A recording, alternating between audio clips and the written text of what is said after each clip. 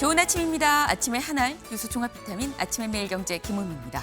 꼭 필요한 뉴스만 콕콕 집어서 전해드리겠습니다. 시작해볼까요?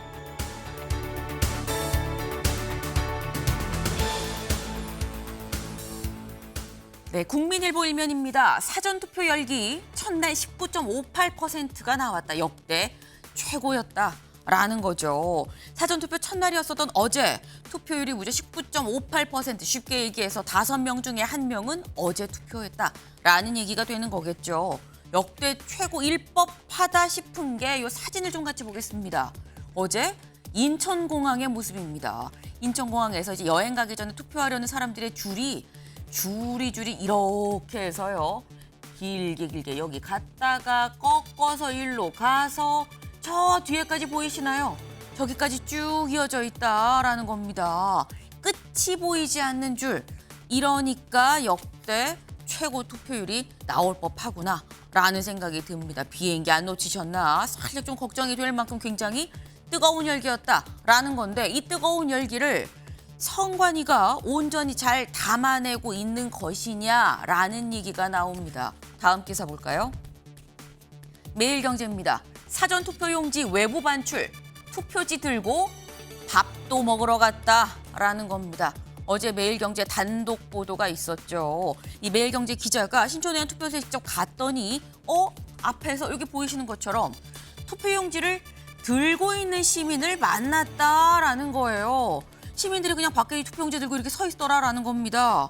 이게 가능한 일이냐라는 거죠. 심지어 일부는 줄이 너무 기네. 밥 먹고 와야지. 그래서 투표용지 들고 밥 먹고 다시 와서 투표를 하는 일이 있었다라는 거. 이게 어떻게 된 일인지 잠시 뒤에 대담으로 좀 짚어보겠습니다. 다음 기사 볼까요? 세계일보입니다. 해군 초계기 추락, 탑승한 4명 전원이 사망했다라는 안타까운 소식입니다. 이 초계기, 적의 습격에 대비해서 이 주변에 경계 임무를 하는 그런 항공기를 좀 얘기를 하죠. 근데 해군의 함정, 잠수함 주변에 이 경계 임무를 하는 초계기 훈련 비행하러 딱 떴는데 뜨고 6분 만에 추락했다라는 안타까운 소식이 좀 전해졌습니다. 네, 사고 원인은 아직 조사 중이라고 하는데 고인의 명복을 빕니다. 다음 기사 볼까요?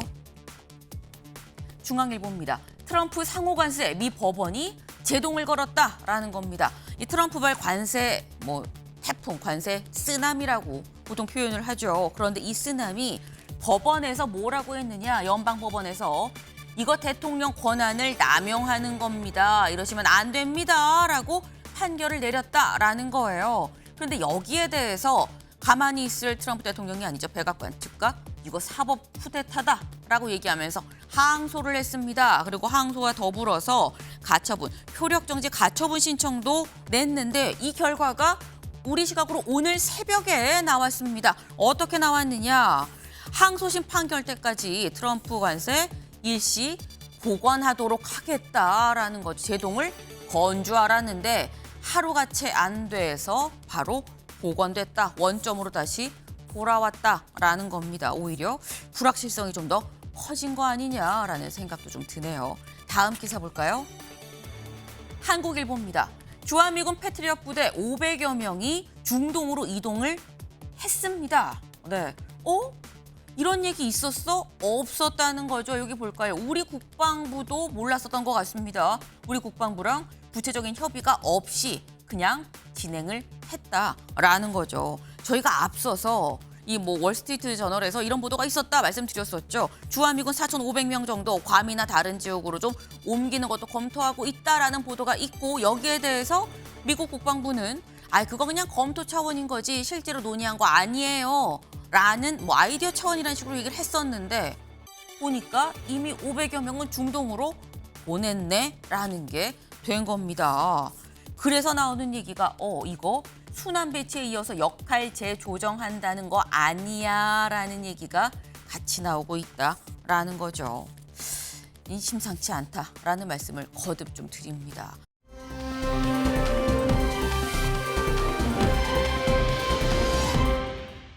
네, 어제 사전투표 첫날 5명 중에 1명은 투표를 한 어제 스님들도 투표하셨고요. 장병들도 투표하고 이렇게 조그만 아기가 고사리 같은 손으로 투표를 또 했습니다. 그리고 여기 혼자 두고 올 수 없어서 반려견 데리고 오신 분도 있고요. 그리고 여행 가기 전에 캐리어 끌고 잠깐 들려서 그래도 소중한 한 표 행사하고 가신 분들도 있었다. 이렇게 다들 투표하러 오시다 보니까 다음 사진 볼까요? 투표소 현장은 어땠느냐? 이랬다라는 거죠. 어제 역삼일동 투표소의 모습입니다. 여기로 들어가야 되는 건데 물론 건물 안에 들어간다고 바로 투표할 수 있는 것도 아니고 이 안에도 막 줄이 있겠죠. 그런데 일단 건물 밖에 이렇게 서서 어디까지 가는지 알 수 없지만 다시 좀 돌아와서 이렇게 여기까지 한도 끝도 없이 줄이 섰다라는 겁니다. 네. 이렇게나 다들 소중한 한 표를 행사하겠다라고 다들 나왔다라는 거죠. 오늘 사전투표 둘째 날이죠. 새벽 6시부터 투표가 지금 진행이 되고 있습니다. 다만 지금 이런 걸 보시면 약간 사람들이 몰리지 않는 시간대, 가능하면 점심시간 그리고 퇴근 시간 임박해서 말고 그 사이 시간대를 이용하시면 좀 낫지 않을까 하는 생각을 좀 해보네요. 아침의 매일경제 뉴스 종합 비타민 언제나처럼 TV로 좀 크게 보시다가요. 궁금한 점 유튜브 댓글로 남겨주시면 같이 좀 얘기를 해보겠습니다. 함께해 주실 분들 소개합니다. 안녕하세요.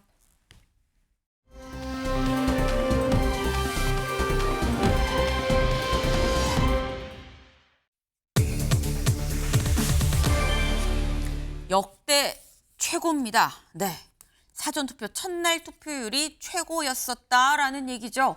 기다렸다 사전투표 첫날 역대 최고 19.58%를 찍었다라는 겁니다. 네, 5명 중 1명은 이미 투표를 어제 끝낸 그런 상황이죠. 여기 볼까요? 역대 대선 사전투표율을 좀 보면 첫날 지금 이 초록색이 19대 대선이고요. 파란색이 20대 대선이고요. 그리고 여기가 이번 21대 대선입니다. 그런데 이 시간이 가면 갈수록 좀 투표율이 올라가고 있죠. 올라가고 있고 실제 이 19대에서 11.7%였는데 20대에서 17.57%로 훅 올랐어요. 그리고 지금 이번엔 19.58% 여기서 또 올랐다라는 겁니다.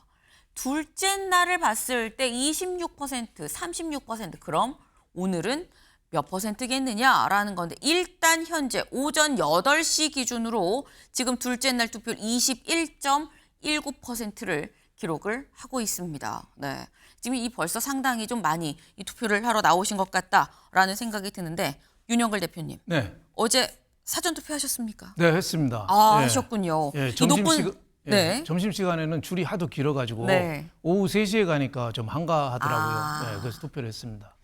이 사실 말씀해 주신 게 굉장히 좋은 팁이에요. 때문에 이 퇴근 시간, 점심 시간 말고 오후 3시쯤이 그래도 조금 한가하다고 하니까 그 시간대쯤 가시면 좋겠다 생각을 하는데 이 높은 사전 투표 열기 어떻게 해석하십니까, 윤 대표님? 저는 이번에 그만큼 이 투표라는 거 대통령 선거가 누구를 지지해서도 하지만은 네. 누구를 응징하기도 하거든요. 누구가 되는 거를 막기 위해서. 그래서 응징하는 쪽에 좀 결집이 된 거 아닌가. 그리고 또 하나는 이 투표에도 불신이 그만큼 좀 컸던 거 아닌가. 부정선거에 대한 불신. 그래서 이번에 그 양대 민주당하고 국민의힘이 한쪽에서는 내란 종식, 네. 한쪽에서는 괴물 독재국가 출현 저지 이걸 내세웠잖아요. 네. 그러니까 양쪽 다 불안 심리가 컸던 거예요. 그래서 응징하러 저는 투표장에 그만큼 많이 간 거 아닌가 이렇게 생각이 되고 또 하나 다른 점은 이제는 그 본투표일은 거의 휴가처럼 돼가지고 가급적이면은 사전투표 때 숙제니까 이거 꼭 해야 될 숙제로 생각하고 하고 네. 네, 본투표 때는 어디 쉬러 놀러 가고 이런 쪽의 문화가 좀 정착된 거 아닌가 이렇게 생각이 됩니다. 네. 그러니까 지금 말씀은 한쪽은 내란 종식, 한쪽은 뭐 독재 국가 뭐 이 제재 뭐 이런 부분 이런 두 가지의 기시를 걸고 나왔는데 어느 쪽이 됐든 간에 일단 좀 응징하자는 취지에서 사람들이 다 좀 많이들 나온 거 아니겠느냐라는 말씀을 하셨어요. 최창일 교수님 어떻게 보십니까? 몇 가지 이유가 있는 것 같아요. 첫째는 네. 지금 말씀처럼 분산 투표의 효과. 그러니까 이제 본 투표하기 이전에 사전 투표한다는 거. 그러니까 이게 언제부턴가 사전 투표가 우리 선거 문화에 많이 정착된 것 같아요. 이제 사전 투표에 대한 뭐 이른바 이제 그 보수 일각에서 네. 부정선거 얘기가 있었다 하더라도 이제 국민들은 사전 투표를 하면서 그 아까 말씀처럼 빨리 이제 끝내겠다는 게 하나 있는 것이고 또 하나가 대체적으로 정권 교체론이 높았어요. 지금은 뭐 모르겠습니다만 여론조사 이제 공표가 안 되니까 정권 교체론이 높았기 때문에 정권 교체에 대한 여러 가지 투표 심리 이게 반영됐다고 볼 수도 있고 또 하나가 이게 저도 같은 얘기인데 내란 프레임과 이 독재 국가 프레임이 두 개가 지금 충돌하고 있는 상황입니다. 두 가지 프레임이. 그러니까 이게 생각보다 다른 때 선거보다 좀 단순해졌다고 해요. 심플하다. 이 선거 구도 자체가. 네. 심플하기 때문에 본투표까지 고민할 게 별로 없다. 이미 뭐 이제 표심 다 정해졌고 네. 마음이 정해졌기 때문에 빨리 가서 하자. 이것도 이제 좀 있는 것 같아요. 또 하나가 다 비슷한 맥락이긴 합니다만 이게 지난해 11월 3일이니까 시간이 꽤 됐죠. 네. 그럼에도 불구하고 이번 선거는 어쨌든 계엄 탄핵으로 치러진 선거거든요. 그래서 어쨌든 계엄 탄핵으로 인해서 국민들의 관심이 높아진 거예요. 여러 가지 이슈가 생기고 그랬다 하더라도 그래서 저는 그 높은 열기가 사전투표에 반영됐다고 보는데 단 제가 아까 그 정권 교체론을 얘기했던 건 네. 호남이 아주 굉장히 높아요. 사전투표율이.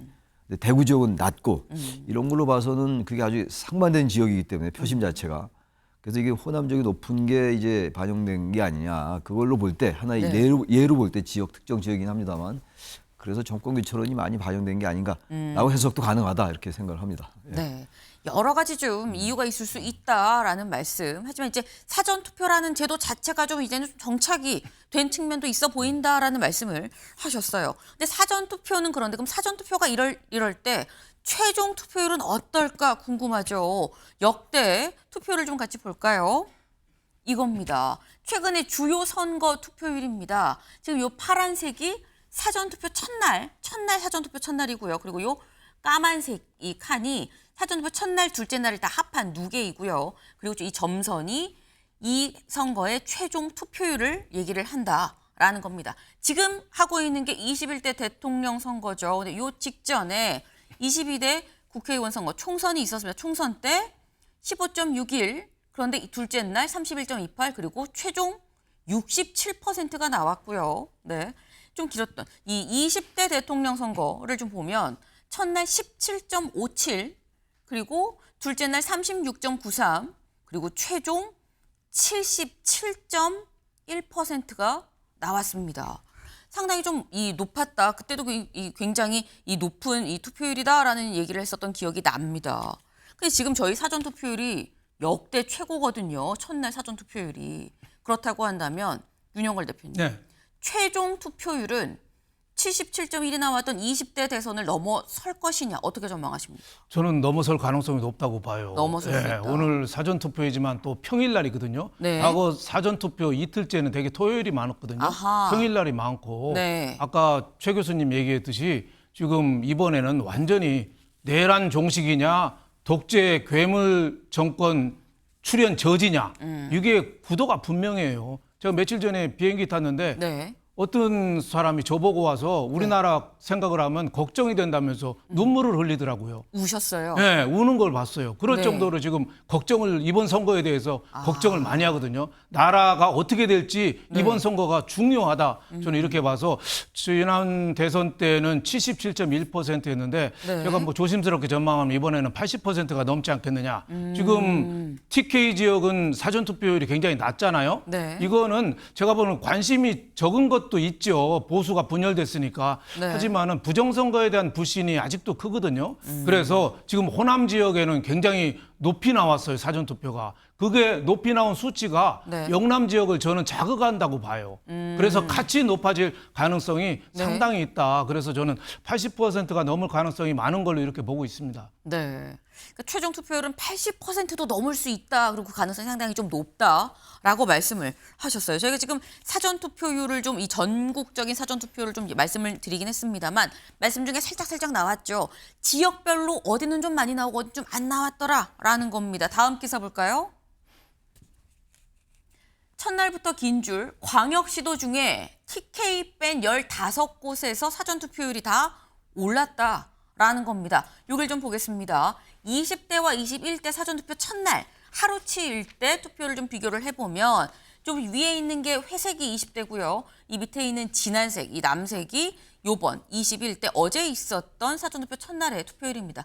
근데 쭉 봤을 때 기본적으로 유독 이 파란색이 길게 나온 데가 있죠. 아까 말씀 중에 나오는 광주, 전북, 전남은 20대보다도 더 높았다. 32.1, 32.69, 34.96이었다. 그 위아래에 있는 다른 지역들에 비해서 상당히 막대 그래프가 긴 걸 볼 수 있습니다.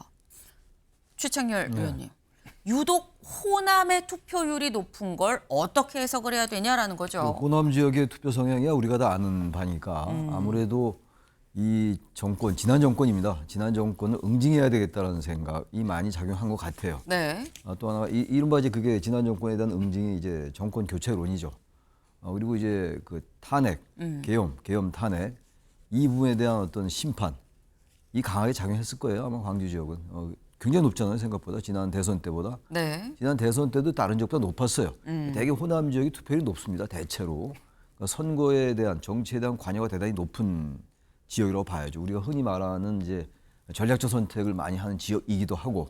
근데 어쨌든 이번 선거에서 어제 첫날 사전 투표 저 정도 높은 거는 아무튼간에 이 계엄과 탄핵에 대한 생각이 확고한 그런 지역의 특성을 보여준 게 아닌가 이렇게 생각합니다. 네. 계엄에 대해서 뭔가 응징하려는 그런 지역적인 이 얘기가 이 표심으로 지금 드러난 게 아니겠느냐라는 말씀을 지금 하셨어요. 근데 제목에도 나와 있죠. 반면에 17개 광역시도 중에서 대구, 경북은 사전 투표율이 오히려 좀 떨어졌다라는 건데 좀 찾아볼까요? 여기 보겠습니다. 대구. 지난 20대에서는 15.43이었었는데 이번엔 13.42예요. 경북 보겠습니다. 지난 20대에서는 20.99였었는데 이번엔 16.92가 나왔다. 근데 그렇다고 한다면 윤영걸 대표님. 네. 대체 TK에서는 왜 지난 대선 때보다도 더 낮은 투표율이 나왔느냐라는 거죠. 저는 뭐 두 가지 원인으로 봅니다. 하나는 네. 보수가 분열됐다는 거. 지금 뭐 보수 홍준표 전 후보라든지 한동훈 다들 좀 뿔뿔이 좀 하고 있잖아요. 그러니까 TK 민심, 영남 민심이 지금 흔들리고 있는 거죠. 또 이재명 후보가 또 그쪽을 고향이라는 걸 무기로 해서 또 파고들었으니까 상당히 효과를 봤다 이렇게 볼 수 있겠고 네. 또 하나는 부정선거에 대한 불신이죠.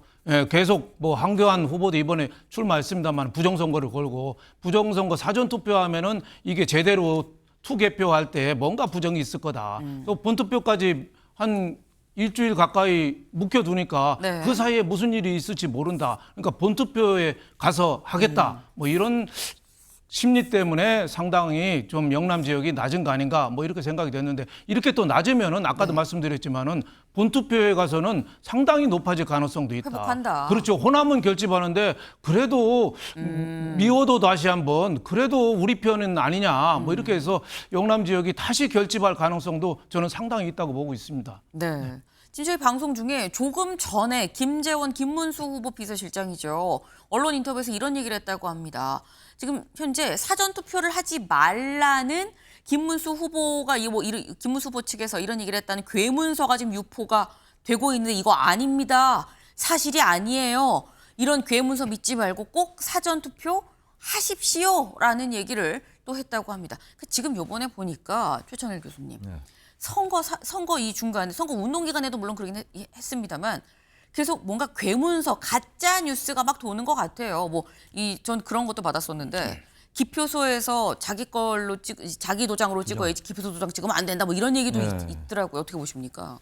선거 문화가 점점 혼탁해지는 거로 봐야죠. 그리고 이 선거 문화가 혼탁해지는 이유가 일단 정치적 양극화라는 게 있고 진영 간의 대결이 점점 극심해지면서 유권자들도 이게 분열되는 거죠, 말하자면은.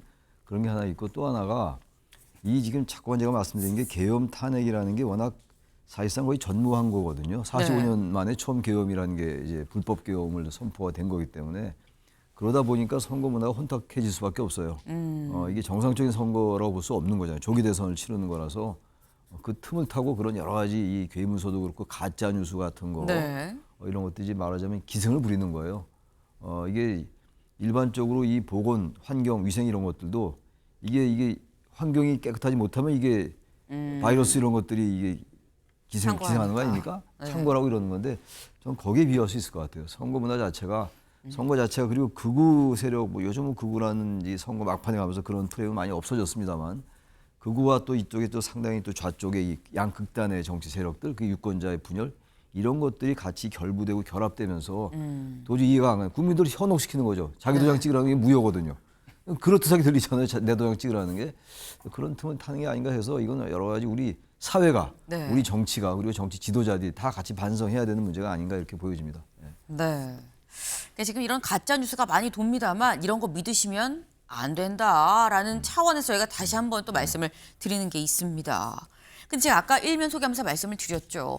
투표율이 이렇게 전국적으로 높고 관심이 많으면 뭐하냐. 이 뜨거운 열기를 잘 못 받아내는 거 아니냐라는 얘기가 나온다라고 말씀을 드렸어요. 다음 기사 볼까요? 사전투표 용지 외부 반출, 투표지 들고 밥도 먹으러 갔다라는 겁니다. 네. 이게 윤영걸 대표님. 네.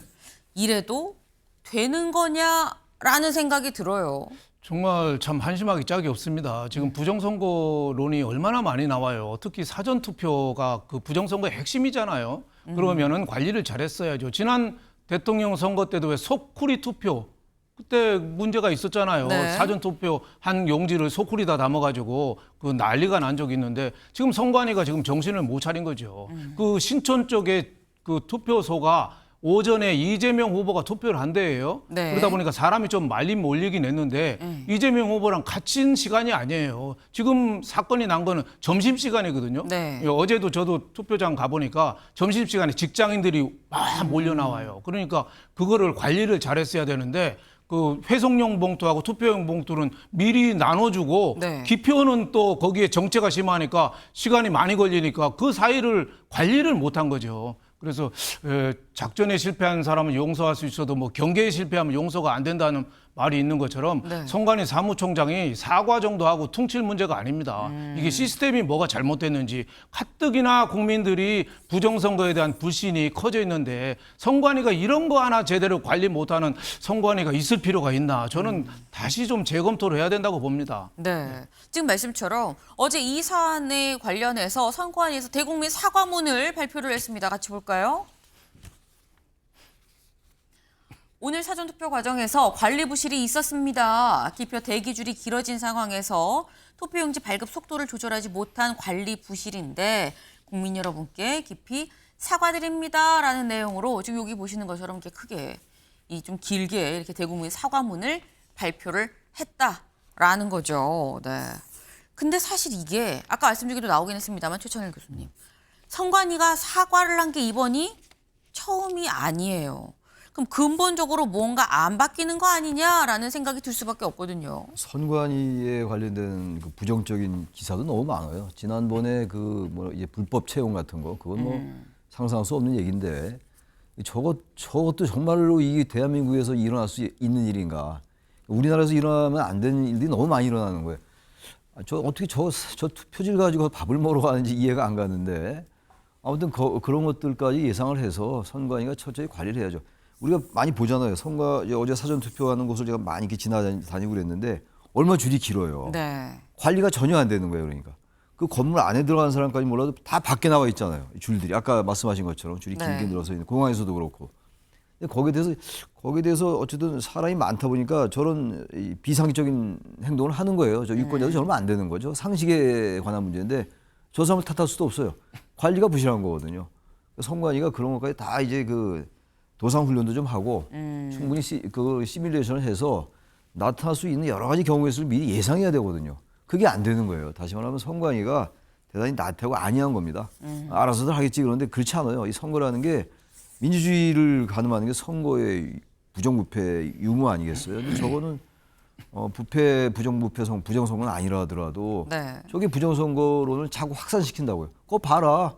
어떻게 믿느냐. 우리가 몰라서 그렇지 저런 보도가 나오는 걸 봐서 우리가 모르는 게 또 뭐가 있지 않겠냐라고 자꾸 부정선거를 믿는 사람들에겐 확신 효과가 있다고요.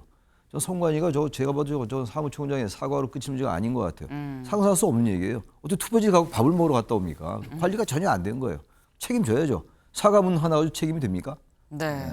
두 분 다 굉장히 강도 높게, 이렇게 수위도 높게 비판을 좀 하셨어요. 근데 지금 말씀은 이거죠. 달라진 모습이 있지 않다면 부정선거 의혹을 제기한 이런 사람들한테 선관위가 아닙니다 얘기를 해도 소위 말해서 이런 말발이 먹혀들겠느냐. 진짜 변화해야 되고 책임도 져야 된다라는 말씀을 하신 걸로 좀 이해가 되네요.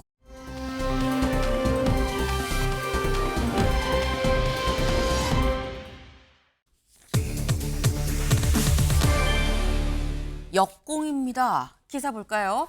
성범죄자 지탄받을 사람 누구냐라고 역공을 펼쳤다라는 거죠. 누가? 이준석 후보가 이슈 중심에 섰지만 부작용이 좀 큰 거 아니겠느냐라는 이 부가 제목까지 같이 좀 국민일보가 달았습니다. 어제 이준석 후보 이 마지막 TV 토론에서 이른바 혐오성 발언으로 논란의 한가운데에 섰죠. 근데 어제 긴급 기자회견을 자처를 했는데 근데 요 얘기를 잠시 뒤에 하고 지금 김문수 후보가 오늘 긴급 기자회견을 자처했습니다. 무슨 얘기를 할지 직접 들어보고 오실까요? 경제는 김문수가 살립니다. 대국민 호소문 발표를 시작하겠습니다. 모두 큰 박수 부탁드립니다.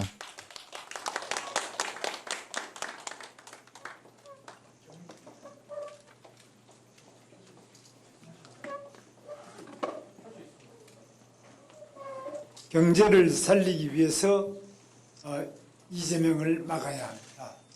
존경하는 국민 여러분, 그동안 김문수에게 보내주신 격려와 성원에 감사드립니다. 경제가 어렵습니다. 내수도 회복이 요원하고 미국과 통상마찰로 수출마저 녹록지 않습니다. 그야말로 내우외환입니다. 대통령이 믿음직해야 경제를 살릴 수 있습니다. 더러운 입, 지저분한 손, 국민을 속이는 머리로는 우리 경제를 추락시키고 말 것입니다. 경제는 살려본 사람이 살릴 수 있습니다. 저는 경기도지사 시절 경기도에 글로벌 기업인 삼성과 LG전자의 생산기지를 유치해서 경기도를 국내 제1의 산업도시로 발바꿈시켰고 그 기업들이 일자리를 만들고 세계를 선도할 수 있도록 기반을 마련했습니다. 경제를 살린 경험을 살려 국민께 약속드린 민생 추경 30조 편성, 전국 GTX 확대, 인력, 전력, 데이터 등 AI 인프라 완비, 규제혁신처 신설로 파격적인 규제 혁파, K원전, 방산, 조선의 수출길 확대, 도심 주택 공급 활성화, 서민 소상공인 전문은행 설립 등 경제 살리기 공약을 반드시 실천하겠습니다. 그리고 그 과정을 국민 여러분께 소상하게 보고 드리겠습니다. 경제장관들은 최고의 전문가로 구성하고 자율성을 주어 정부의 역량이 충분히 발휘될 수 있도록 하고 그 책임은 제가 지겠습니다. 경제를 살리기 위해 이재명을 막아야 합니다. 거짓말로 국민을 속이고 말이 앞선 사람은 절대로 경제를 살릴 수 없습니다. 무자격, 파렴치에 그때 말 바꾸기만 하는 후보는 이번 선거에서 반드시 김문수 후보의 얘기를 지금 저기 좀 잠깐 들어보고 왔습니다. 요지는 이런 거죠. 경제를 살리기 위해서 이재명 후보를 좀 막아야 됩니다. 대국민 호소문을 발표하는 그런 자리였습니다. 사실 김문수 후보가 오늘 이 오전에 8시에서 9시 사이에 대국민 호소문을 발표할 거다라는 얘기가 어제 저녁 늦게까지 사실 없었는데 좀 긴급하게 진행이 돼서 어떤 내용인가 들어봤는데 윤용걸 대표님. 네. 경제를 살리려면 이재명 후보를 막아야 됩니다. 내가 이것도 하고 저것도 하고 이것도 하겠습니다라고 약간 좀 긴급하게 D-4일 오늘 좀 하는 이 모습은 저희가 어떻게 해석을 해야 되는 걸까요? 지금 뭐 여러 가지 분위기가 김문수 후보가 이제 추격전을 하고 있잖아요. 네. 그게 이재명 후보는 지금 여론조사는 지금은 안 나와요. 하지만 좀 주춤한데 김문수 후보가 추격전을 하고 있는데 추월을 하면은 그게 골든 크로스죠. 근데 추월을 못 하고 계속 다음 달 3일까지 추격만 할 수도 있어요. 네. 그러니까 경제의 강점 아니겠어요? 옛날 경기지사 할 때 그 평택의 반도체, 삼성 반도체, 또 판교 테크노밸리, 네. 그리고 GTX 뭐 여러 가지 지적이 많잖아요. 그러니까 다시 내가 되면은 경제를 살리겠다. 이재명식으로 포퓰리즘 돈 풀기식하고 양곡관리법에서 쌀 무제한 수매하고 노란봉투법에서 노조 파업 무제한으로 풀면은 우리 경제가 어떻게 되겠느냐 이렇게 호소를 하는 건데 저 호소가 이제 불과 며칠 안 남았는데 네. 얼마만큼 먹힐지 그건 좀 지켜봐야 되지 않을까 싶습니다. 네, 최창일 교수님은 어떻게 들으셨어요? 그 긴급 호소문이라고 그래가지고 정말 이 무슨 파격적인 뭐 임팩트가 있는 뭐가 나올 것 같은데 전혀 아니에요. 다 듣던 얘기들이기 때문에 효과 별로 없을 것 같아요. 경기도지사 할 때의 치적을 이제 강조하는 것이고 추경 얘기는 많이 했던 얘기인데 저렇게 해가지고는 임팩트가 있을까요? 충격이 뭔가 흐름을 바꿀 수 있는 한 방이 있어야 되는데 그게 없네요. 저는 긴급 호소문에서 뭐가 나오나 보다 했는데 그게 전혀 아닙니다. 저는 사실 평이한 수준이기 때문에 흐름을 바꾸기 좀 역부족이 아닐까. 뭐 흐름 자체는 알 수 없습니다만 지금 우리 윤 대표님 말씀처럼 기본적으로 불리하게 지금 구도가 진행되는 것 같으니까 드린 말씀이라서 그냥 평이한 정도다. 그래서 긴급 호소문이라고 하기에는 좀 실망스럽다. 그런 생각이 듭니다. 네. 네. 일단 이 김문수 후보 입장에서는 이제 4일 앞으로 다가온 대선에서 경제 이슈가 좀 중요하다라는 내부 판단이 있었던 게 아닌가라는 생각을 합니다. 때문에 대국민 호소문을 통해서 다시 한번 경제를 살리기 위해선 나를 좀 뽑아주세요라는 취지의 대국민 호소문을 발표를 한 걸로 지금 보이는데 저희 아까 이준석 후보의 얘기를 하고 있었죠. 마지막 TV 토론 때 했었던 이른바 혐오성 발언. 그런데 여기에 대해서 어제 저희도 방송에서 직접 이 라이브로 보여드리긴 했습니다만 긴급 기자회견을 이준석 후보가 자처했습니다. 그 얘기 잠깐 들어보고 오실까요? 이미 법조계 자료와 언론 보도를 통해 사실관계는 확인이 되었습니다. 수위를 넘는 음담패설을 이동호 씨가 한 내용이 확인되었습니다. 워낙 심한 음담패설에 해당하는 표현들이라 정제하고 순화해도 한계가 있었습니다. 그마저도 불편함을 느끼신 많은 국민들께 진심으로 사과드립니다. 상식의 눈높이에서 묻고 싶습니다. 제가 한 질문 가운데 어디에 혐오가 있습니까? 네, 이준석 후보.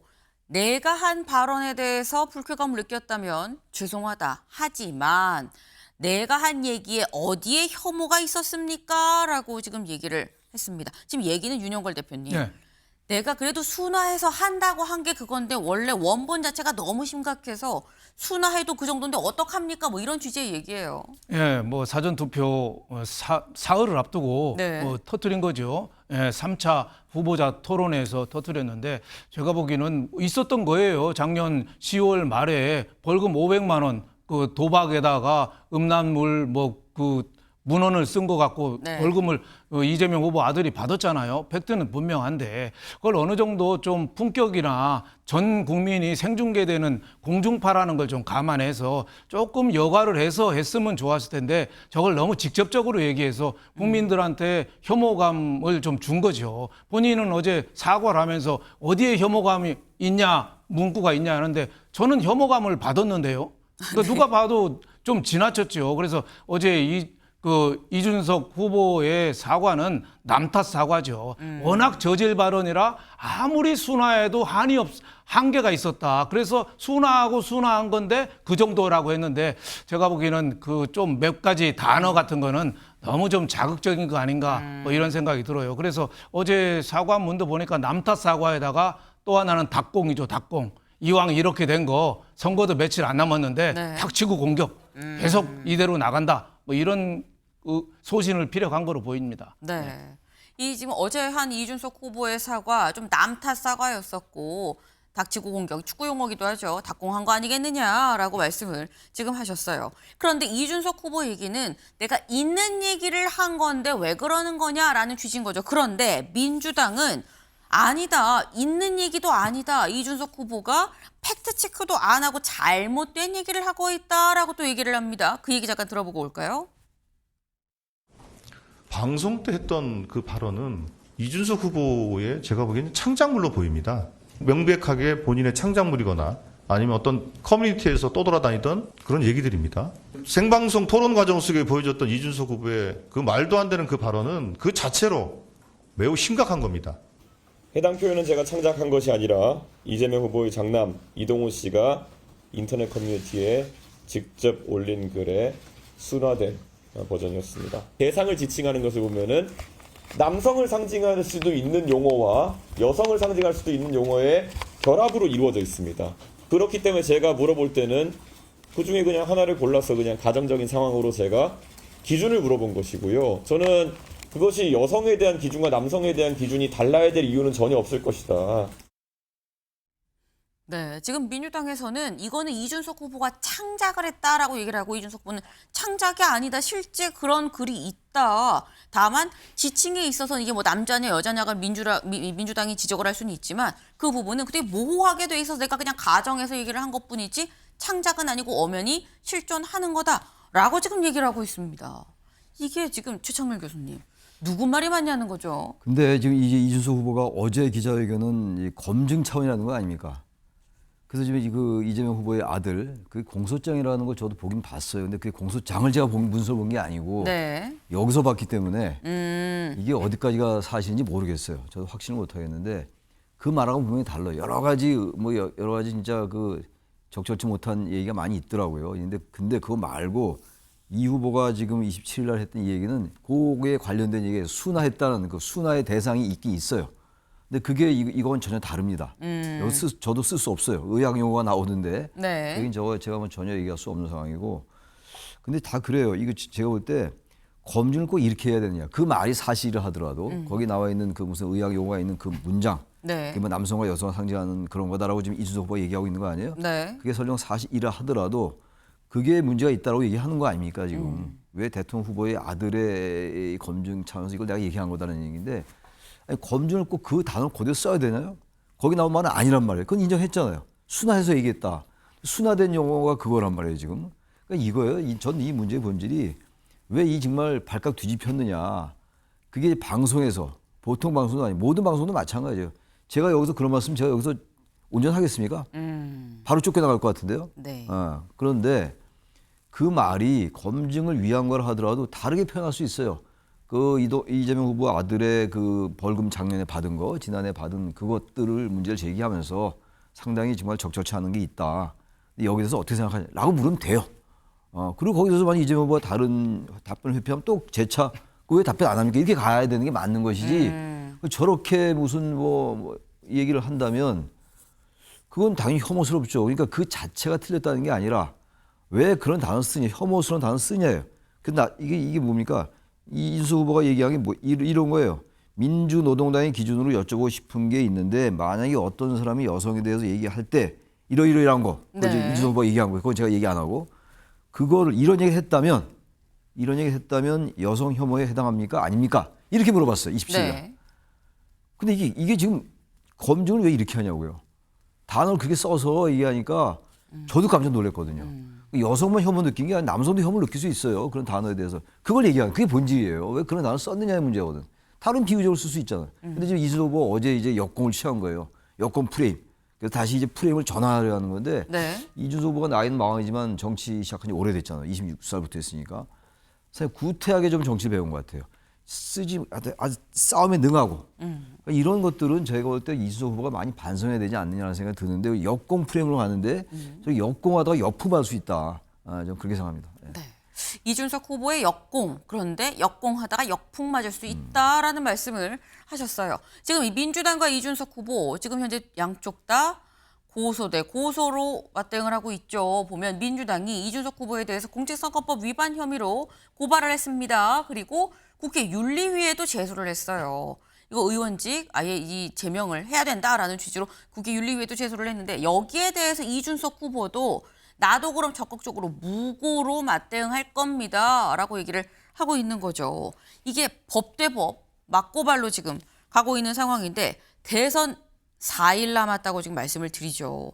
근데 윤영걸 대표님, 네. 이게 일단 진흙탕이다라는 생각이 들긴 하는데 이 진흙탕이 이재명 후보, 이준석 후보 양쪽 다 지금 버티고 맞서고 있는 거거든요. 두 사람한테 이게 플러스가 될 게 있냐라는 생각이 들어요. D-4일에. 제가 보기엔 둘 다 마이너스가 되지 않을까 싶습니다. 네. 뭐 이준석 후보가 끝까지 단일화 안 하고 하지만은 저 혐오스러운 발언 때문에 네. 상당히 준 단일화 효과가 있을 정도로 이준석 후보 지지율은 아마 상당히 떨어질 겁니다. 지금 여론조사가 안 나오고 있어서 그렇지 이 타격은 특히 20대, 30대 여성들이 볼 때는 네. 깜짝 놀랄 정도로 혐오 발언이거든요. 그래서 상당한 타격이 있을 것 같고 또 이재명 후보도 그동안에 뭐 형수 욕설 논란이라든지 형 정신병 병원 입원이라든지 네. 여러 가지 가족적인 논란이 많았거든요. 근데 워낙 많기 때문에 뭐 대장동부터 뭐 백현동부터 네. 뭐 성남 FC부터 쌍방울 송금부터 워낙 많기 때문에 묻혀서 넘어갈 수 있는 건데 이준석 후보가 저 얘기한 팩트는 맞는 겁니다. 민주당 후보가 뭐 그 창작이니 뭐 허위니 뭐 남성인지 여성인지 헷갈리느니 이렇게 민주당에서는 했지만은 네. 그 작년에 유죄 판결 받고 그 음란 그 댓글 쓰고 그 도박한 거는 그건 사실이거든요. 그래서 민주당에도 제가 보기에는 타격이 있다. 그래서 어부질이라는 말 있잖아요. 황새하고 조개하고 싸우면은 네. 황새 부리가 조개 안에 갇혀서 서로 꼼짝 못할 때 어부가 가져가잖아요. 그걸 네. 어부질이라고 그러잖아요. 그래서 국민의힘한테 저는 어부질은 있을 거로 보는데 아하. 국민의힘 뭐 이정현 그 선대위 있는 전 의원이 네. 뭐 논두렁에서 산삼겠다 그러는데 제가 보기에는 상삼일지 저 장례삼이나 산양삼이나 아니면 도라지인지 더덕인지는 모르지만 네. 하여튼 국민의힘에서는 뭔가는 주승 거는 사실이다. 아. 반사이익이 어느 정도 될지는 아직은 가늠하기 어렵지만은 네. 상당한 효과는 있을 거다. 저는 이런 생각이 듭니다. 아, 지금 말씀이 지금 어쨌거나 국민의힘 입장에서는 이재명, 이준석 양쪽 다 지금의 이 논란이 다 타격이 될 수밖에 없기 때문에 어부지리로 국민의힘한테 오히려 호재가 된 상황이다라고 지금 말씀을 하셨어요. 그러면서 이정현 지금 본부장인가요? 이정현 본부장이 이 얘기를 지금 예시로 드셨는데 저 그 얘기 준비를 해봤습니다. 잠깐 들어보고 올까요? 이준석 후보에 대한 이미지도 많이 타격을 받아서 보수표, 이 김문수한테 갈 표가 이준석이한테 갔던 것들이 다시 넘어오거나 예. 아니면 더 넘어가지 않는 그런 이준석 후보 입장에서는 좀 손해를 볼 수도 있고 이렇게 된다고 한다면 결국에서는 김문수 후보에게 생각지도 않은 뭐 논두렁에서 산삼 줬듯이 어쨌든 조금 이런 좋은 그런 계기가 될 수도 있지 않겠느냐 예. 하는 생각도 듭니다. 네, 국민의힘에서는 이번 이준석 후보의 이런 발언 논란이 이 김문수 후보한테 어쨌거나 플러스가 되는 상황 아니겠느냐라고 지금 얘기를 하고 있습니다. 이 기사를 좀 같이 볼까요? 이준석이 이재명 가두면 김문수 승리? 저수지론 현실성 한계다라는 얘기도 있고요. 이게 무슨 얘기냐? 저수지론 얘기가 지금 여권에서 계속 나오고 있습니다. 이게 뭔지 좀 보겠습니다. 저수지론. 김문수 후보와 이준석 개혁신당 후보 단일화가 사실상 무산이 되고 난 다음에 3자 구도에서도 김문수 후보가 승리할 수 있다면서 나온 논리입니다.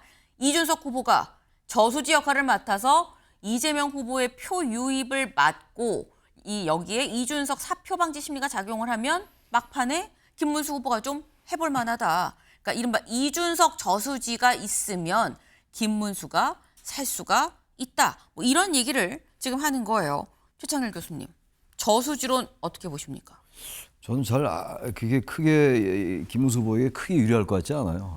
왜 제가 그 말씀드리냐면 며칠 안 남았잖아요. 네. 며칠 안 남고 이재명 후보의 아들에 관련된 얘기는 지난번에 많이 있었어요. 많이 있었기 때문에 새삼스러운 게 아니라고요. 완전히 이제 제일 겁나는 게 저도 옛날에 전 뭐 국회의원 출마 안 해봤습니다만 옛날에 당에 있고 이럴 때 보면 선거 당일날 이렇게 흑사선이 쫙 뿌릴 때도 있어요. 네. 선거 당일날. 제가 그 경험이 있어요. 저 경기도 부천에서 있었는데 네. 그건 수습할 길이 없다고요. 요즘은 그런 일은 없는데 아침에 일어나 보니까 선거 당일날 완전히 제가 속한 진영의 그 총선거 때 얘기인데 도배를 했어요. 그 지역에. 네. 그럼 방법이 없어요. 졌어요 결국은. 어느 의원이라고 얘기는 안 하겠는데 그런 것들이 아니잖아요. 지금 이게 아니기 때문에 많이 알려진 거라서 저게 새삼스럽게 이재명 후보를 찍으려다가 저 상황, 저 논란 때문에 걷어들인다. 김문수로 간다. 김문수와 지금 이재명은 워낙 달라요. 제가 아까 내란 프레임인데 뭐 독재국가 프레임으로 완전히 양분된 네. 심플한 구도라고 말씀드렸잖아요. 이 상황이기 때문에 네. 제가 볼 때 김문수 후보가 글쎄 우리가 정치공학적 아주 단순 논리로 볼 때는 양쪽 다 싫으니까 이전 투구라고 볼 수 있으니까 진흙탕 싸움이라고 볼 수 있기 때문에 어부질할 수 있다고 볼 수 있는데 이미 표심은 다 결정되지 않았을까. 저 문제 때문에 투표의 마음을 바꿀까? 그지 않을 거고 또 하나가 이재명 후보에 대해 지지자들의 또 결집도 올 수 있을 것 같아요. 야 이러다 잘못하면 이거 아슬아슬하게 지는 거 아니야? 네. 또 너무 아슬아슬하게 이기면 나중에 국정 운영이 어려운 거 아니야? 이러면서 오히려 이재명 후보의 지지자들이 결집할 수도 있다.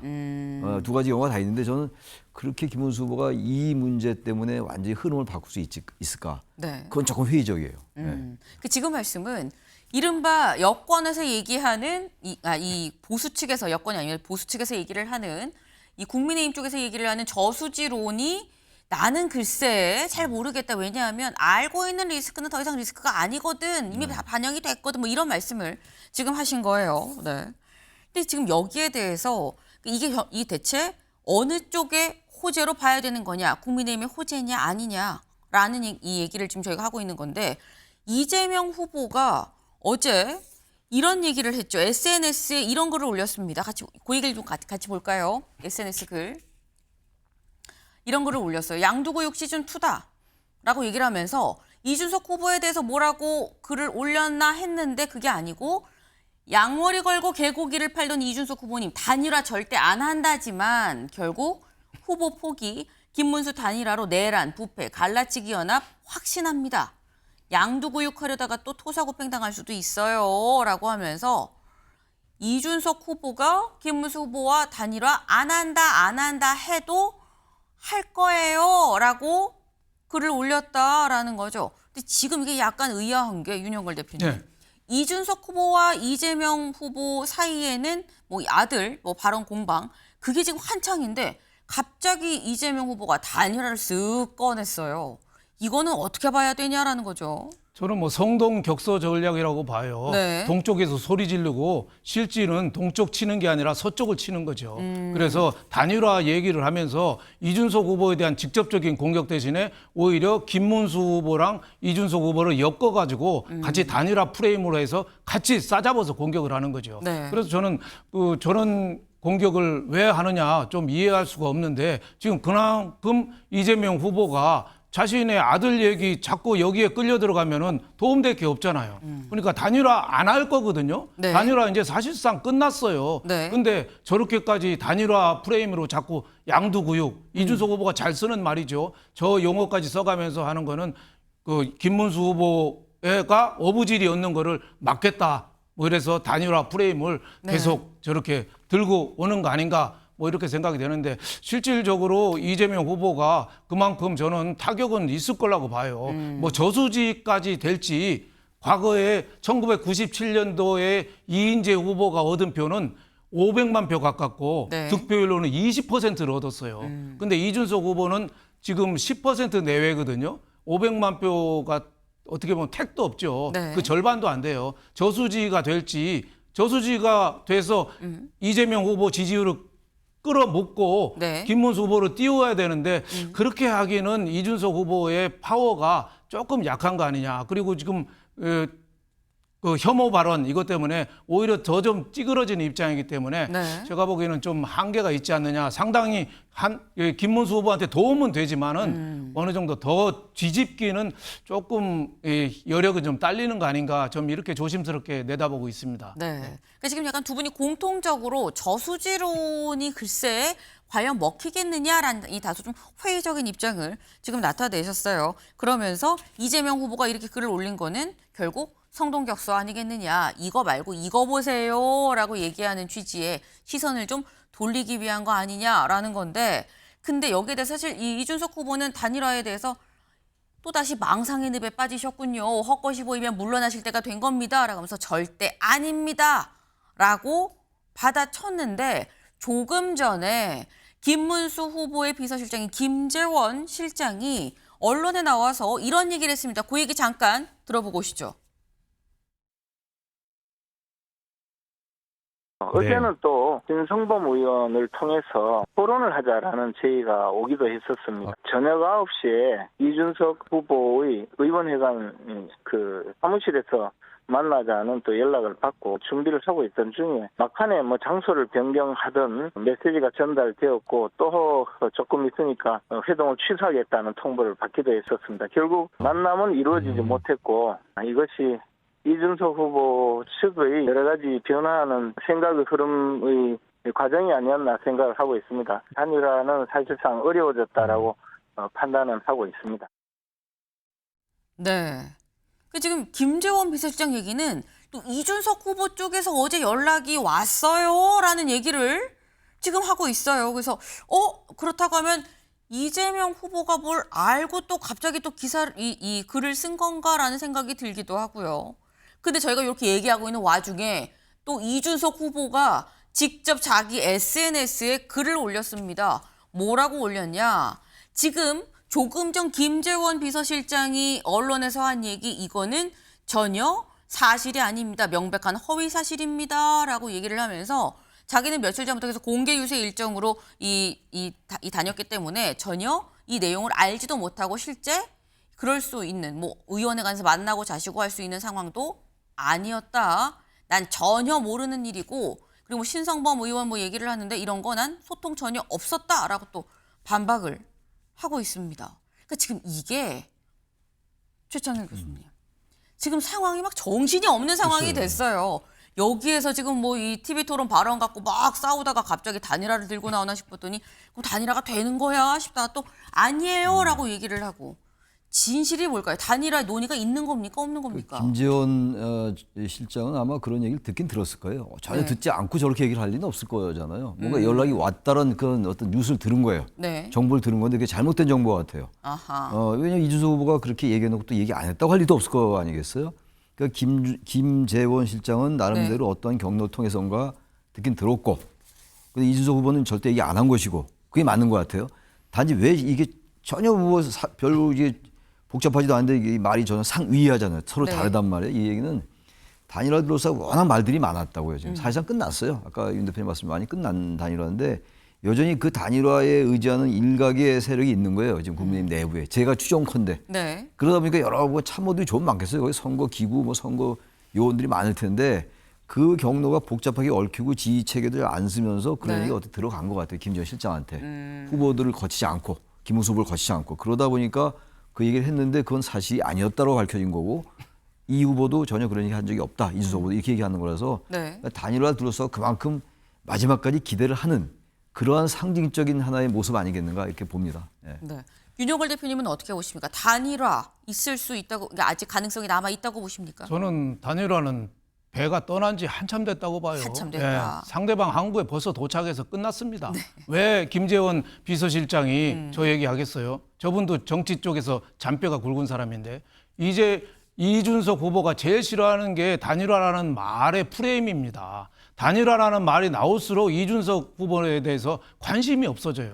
이준석 후보가 이 선거 초창기에는 저 한동훈 후보, 뭐 저 한덕수 총리 나오면서 네. 그쪽으로 스포트라이트가 옮겨가면서 이준석 후보에 대한 관심이 없어졌어요. 그래서 처음에는 이준석 후보가 한 15% 정도 그 지지도를 예상했거든요. 근데 10%도 안 나오고 7%, 8%, 많이 나오면 10% 겨우 했는데 지금도 단일화 얘기 나올수록 이준석 후보 관심이 떨어져요. 그러니까 김재원 비서실장이 단일화를 얘기를 뭐 들었을 수는 있겠지만 네. 그거보다는 선거 전략으로 하나로 이준석 후보 앉아 있는데 위에서 머리 누르는 거죠. 앉아, 더 앉아, 무릎 꿇어 하고서 누르는 걸 전략을 하고 저는 보고 있습니다. 네. 그러니까 지금 말씀은 이런 거예요. 지금 이준석 후보가 이 발언 논란으로 이재명 후보랑 뭐 이렇게 약간 이 대립 구도가 명확해지는 과정에서 김재원 비서실장이 이 사실상 엄밀히 이 사실상은 이 더 물밑으로 수면 아래로 머리를 밀어 넣고 있는 뭐 그런 상황인 거 아니겠느냐, 뭐 이런 취지의 말씀을 하셨는데, 뭐 진실이 뭔지는 알 수가 없습니다만 어쨌거나 돌아가는 상황이 계속 좀 정신없이 돌아가고 있다라는 거예요. 근데 이런 얘기가 나오면 사실 오늘 만평이 뭐가 있었냐 같이 볼까요? 이런 만평이 나왔다라는 거죠. 네. 여기 보면 1번 이재명입니다. 네, 그 옆에는 이준석 후보 같죠. 굉장히 열받아서 부들부들 떨고 있는데 이재명 후보가 이런 얘기를 합니다. 단일화 할 거지? 할 거잖아. 그지? 할 거면서 진짜 내가 볼 때 확실히 할 것 같은데 할 거지? 진짜 안 해? 하면 남자 아닌 걸로 해 그럼. 뭐 이런 얘기를 하고 있다라는 거예요. 옆에서 부들부들 떨고 있는 이준석 후보. 절대 안 해요. 안 해요. 안 한다고요. 라고 얘기를 하고 있는데 이재명 후보 입장에선 계속해서 옆구리 찌르면서 단일화 하는 거 아니야. 할 거지 라고 얘기를 하고 있다라는 겁니다. 진짜 단일화를 할지 안 할지는 알 수 없습니다만 단일화가 이슈가 되는 건 6월 3일 대선 때까지 계속되는 거 아니겠느냐라는 생각이 좀 드네요.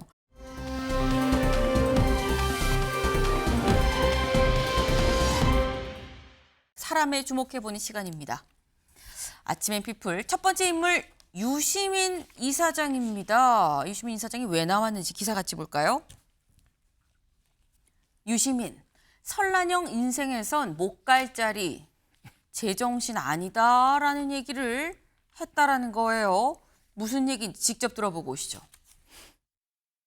김문수 씨가 학출 노동자, 대학생 출신 노동자로서 찐 노동자하고 혼인한 거예요. 그러면 그 관계가 어떨지 짐작하실 수 있죠. 김문수 씨는 너무 훌륭한 사람이에요. 설란영 씨가 생각하기에는. 나하고는 균형이 안 맞을 정도로 대단한 사람이에요, 원래부터. 그런 남자와의 혼인을 통해서 내가 조금 더 고양되었고, 그렇게 느낄 수 있겠죠. 국회의원 사모님이 됐잖아. 남편을 더욱 우러러보겠죠. 경기도지사 사모님이 됐어요.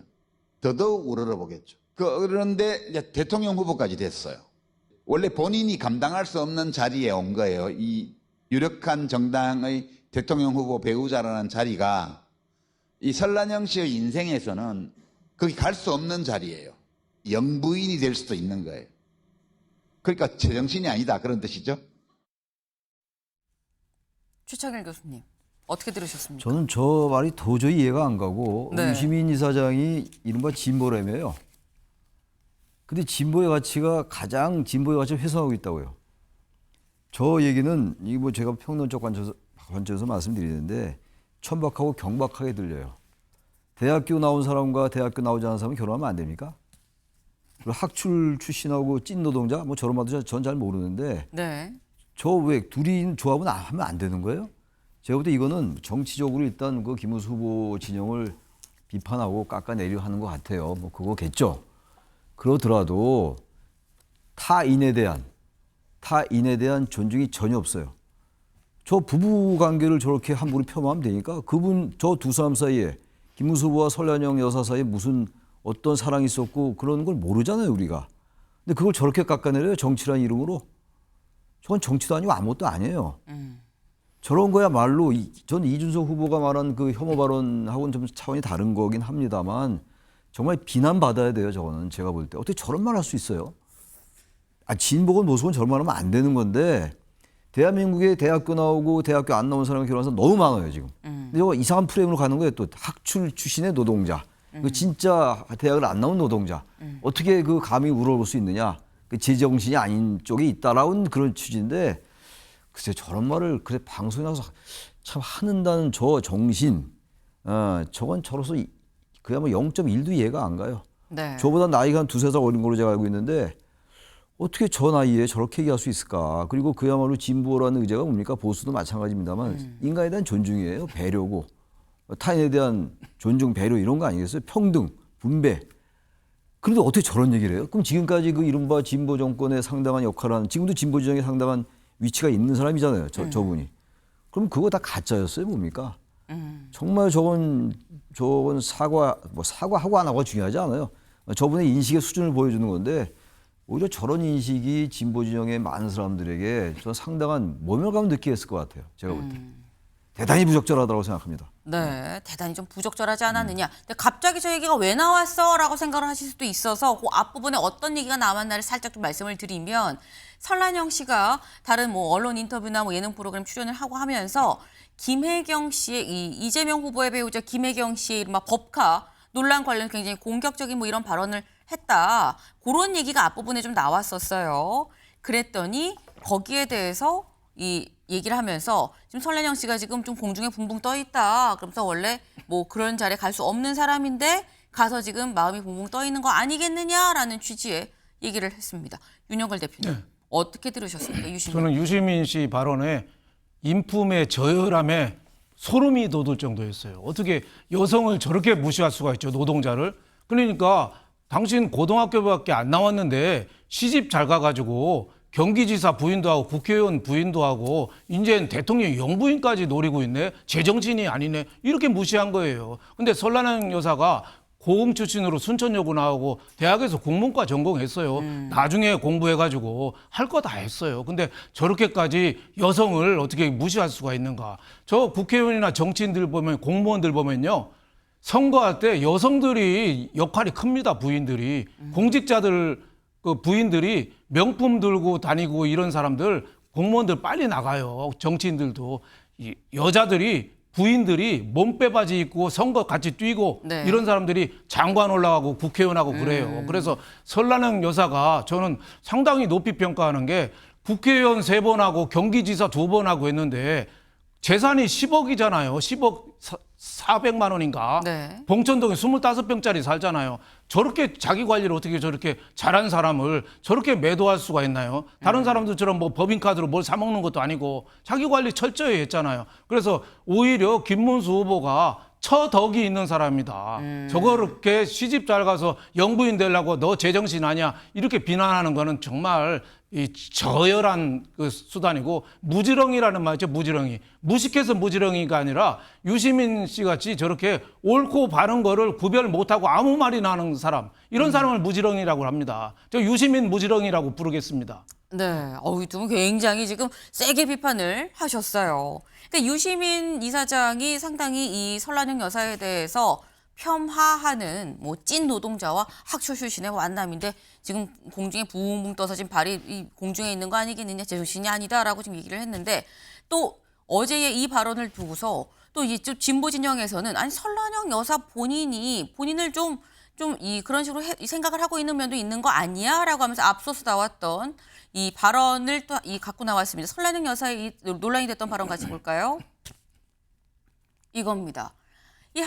이 행사장에 가서 저는 노조의 노자도 몰라요. 제가 노조하게 생겼습니까? 일반 사람들이 생각할 때 노조는 과격하고 세고 못생기고 근데 저는 예쁘고 문학적이고 부드럽고 그런데 어느 날 갑자기 노조를 접하게 됐단 말이죠. 라고 얘기를 했다라는 거예요. 이 발언을 놓고 설란영 여사 본인도 약간 그런 의식을 좀 갖고 있는 거 아니야? 라는 지적도 있긴 있습니다. 윤 대표님.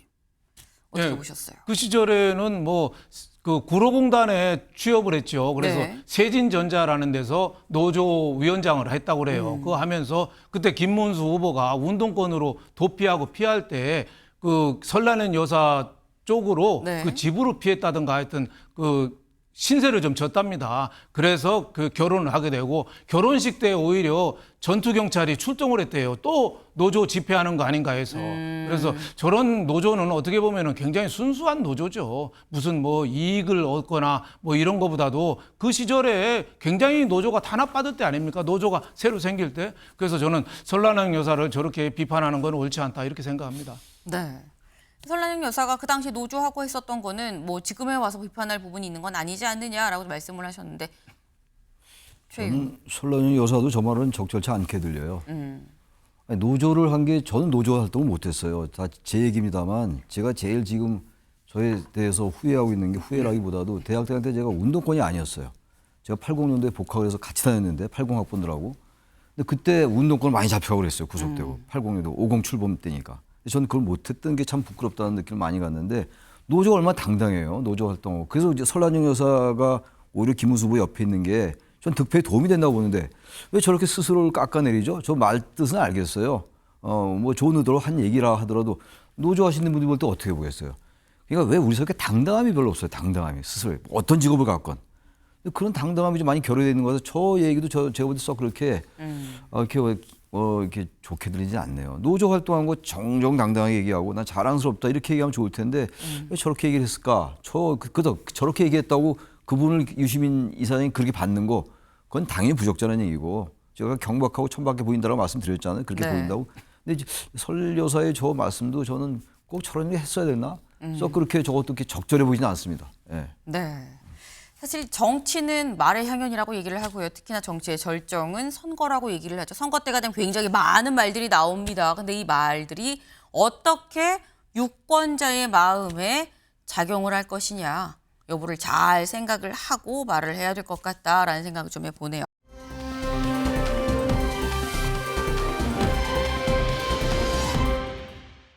두 번째 인물 가볼까요? 두 번째 인물. 한동훈 전 대표입니다. 한동훈 전 대표 왜 나온 것이냐 기사 같이 볼까요?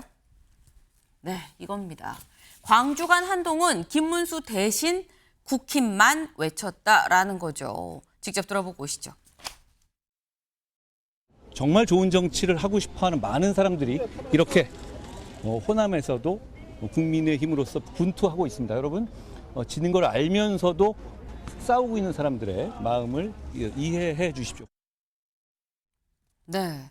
사실 한동훈 전 대표, 김문수 후보 합동 인쇄를 하고 만세 손을 든 바로 그날 저녁에 친한계 이 의원들도 다 이 선대위에 인사로 들어가긴 했습니다만 친윤계인 윤상현 공동선대위원장이 같이 임명이 되면서 이게 뭐야 친한계의 강력한 반발이 있었죠. 그런데 그 이후에 선거운동 과연 할 것이냐 말 것이냐 했는데 하긴 했습니다. 하긴 했는데 김문수에 대한 지지가 아니라 국민의힘에 대한 지지였었다라는 거예요. 윤영걸 대표님. 네. 한동훈 전 대표는 지금 무슨 생각을 하고 있을까요? 대선 이후를 벌써 내다보고 마음은 콩밭에 있는 거 아닌가 이렇게 생각이 돼요. 김문수 후보를 지원하기도 하고 김문수 후보 이름 써 있는 티셔츠 입고 송파에서 할 때 사람이 많이 몰리기도 했습니다만 광주 가서는 김문수 후보 얘기 대신에 오히려 국민의힘만 외쳤다잖아요. 그러니까 대선 이후를 겨냥한 거 아닌가. 당권 이걸 겨냥해서 대선 이후에 당권 도전해서 당권을 잡고 그다음에 내년에 지방선거 그리고 요 다음 대권을 노리겠다. 그런 정치적인 포석을 한 거 아닌가. 그리고 또 이번에 그 지원 연설을 하기 위한 조건으로 친윤 결별, 윤석열 김건희 여사랑 결별, 사과 이런 걸 요구했잖아요. 그 이어서 앞으로 친윤하고는 윤 대통령 전 대통령하고는 완전히 등 돌린 상태에서 선거 대선 이후에 내 정치를 하겠다. 이런 포석이 아닌가 이렇게 생각을 했습니다. 네, 이제 완전히 좀 절연을 하고 결국 이 대선 후에 있을 당권을 좀 생각한 거 아니겠느냐라는 말씀이셨는데 최 교수님 어떻게 보셨습니까? 저도 그런 점이 있다고 봐요. 김문수 후보의 그 이름을 뺀 유니폼을 입고 다녔잖아요. 그 이유가 있긴 있던데 갑자기 한독수를 의식해서 김문수 안 썼다. 그래서 그걸 입은 거다 다른 얘기 합니다만 약간 궁색해 보였고 끝까지 김문수 얘기하지 않는 거는 어차피 이기기 어렵다고 보는 것 같아요. 그리고 김문수 후보가 아무튼 탄핵 계엄에 대해서 완전하게 국민들 앞에 다가가는 얘기 잘 안 했던 것 같아요. 그런 상황에서 괜히 김문수 얘기해봐야 같이 묶일 수 있다. 그러니까 김문수, 윤석열 같은 친윤 같은 그룹 아니냐라는 게 깔려 있는 게 아닌가라는 그런 느낌도 듭니다. 예. 네, 지금 말씀은 선거운동을 하긴 하지만 김문수 후보와 내가 또 명확하게 같은 배를 탔다라는 건 아니라는 점을 명시적으로 얘기하고 싶었던 거 아니겠느냐라는 말씀인 것 같아요. 네. 저희가 준비한 소식 오늘 여기까지입니다. 오늘도 좋은 하루 보내세요.